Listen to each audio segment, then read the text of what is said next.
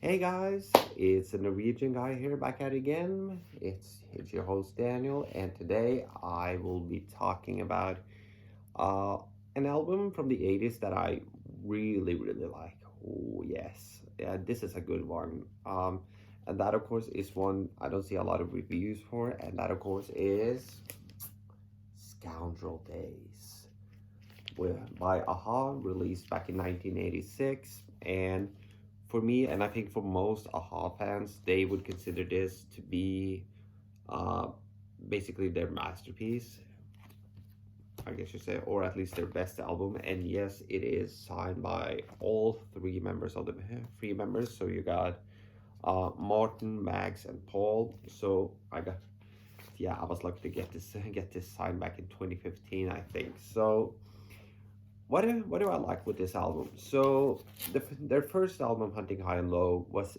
very synth poppy. Uh, with obviously, if you know songs like like Take on Me, The Sun Only Shines on TV, Hunting High and Low, Train of Thought. Uh, yeah, it's very sort of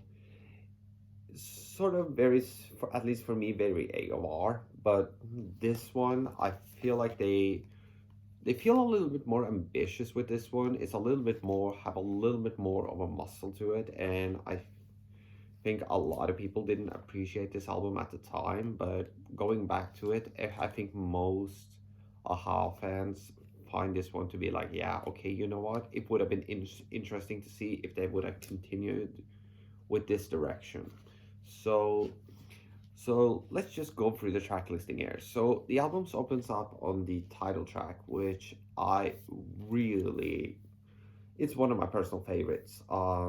It has this really nice atmosphere to it, and I think it's a, I think it's there's something eerie about this that I really like, and I think Morton really delivers a really good vocal performance on this, and I think the synth with the guitar, it's a little bit more rocking. It's a little bit more cool. It's almost like they're saying, "Okay, we want to do something different," and I think it really works with the title, with just the title track alone, which of course goes into the swing of things, which is one of my top three personal favorites of this album, and it's like I said, I think it's very I really like the lyrics of this because it almost feels like somebody who is kind of lost and really trying to find their way. And I think the song is a good representation of that.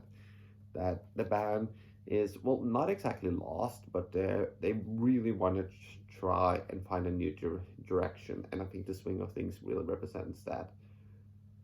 And then we get I've Been Losing You, which I think for most Aha fans would consider to be their best song, and I agree. It's probably the most rocking they've ever gotten. It has a really good guitar sound to it, and I think the chorus is one of their best, as well as I love the fake outs.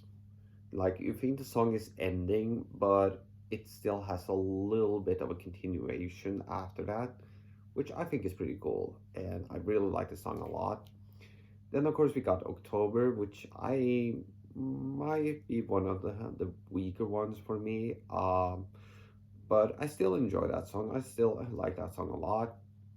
Then we have Manhattan Skyline, which was one of the singles, and it's really enjoyable. It starts off very, uh, I wouldn't say acoustic, but it starts off with just this nice, very synth tone from Mags, and throughout the verse, as well as Morton's vocals, which I think is just great on this. Before we get into the chorus, and that's when everything kicks in, and I just love that about the song. Then of course, when you flip the vinyl over, you get Cry Wolf, which is probably, I'm not gonna say weaker songs, but it is one of the cooler songs. It's probably the one I would consider to be the most reminiscent of kind of the sound from the Hunting High and Low album. So I think, so I really like this one. Of course, we're looking for the whales, which of course everybody was kind of environmental at the time, and oh, save the whales, save the whales, and yeah, I like the song. I mean, I appreciate it for what it is, as well as the weight of the wind. I really like that one. Um, maybe, and of course the album closes out with Soft Rains of April, which is arguably one of my, if not top three, certainly a top four. And if I had to rate this album, I would give it a really solid 4.5 out of 5. There is a little bit of a clunk in some of the choices with some of these songs, but I think for the most part, this is a pretty solid album. And if you only know Take On Me, check this one out. Please, you owe yourself that. So with that, I'm just gonna head out and make sure everyone to like, comment, subscribe, and make sure to click that notification button, and of course make sure to share this video so we can get more people into this channel, because you know what, the more the merrier.